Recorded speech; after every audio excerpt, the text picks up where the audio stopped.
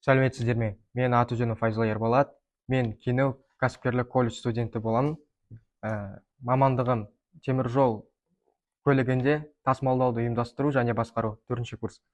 Қазірде мен сіздерге Starlink жобасын қтж-ға енгізу туралы айта кетемін.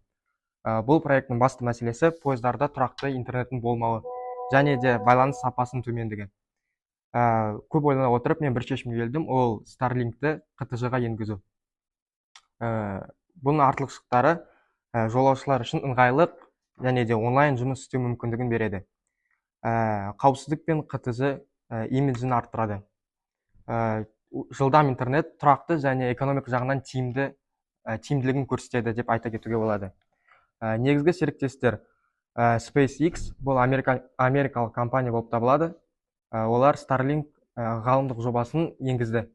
Бүкіл Азияда 100-ден көп спутниктар төменгі орбитада ұшады. Біз солардың антенналарын сатып алып, жолаушы пойыздарға қосуға мүмкіндік береміз. Және де серіктестерге келсек, Қазақстан темір жолы және де байланыс операторлары. Біздің жағымыздан қызмет түрлеріне көшсек, интернет орнату, техникалық қызмет көрсету және де деректерді басқару.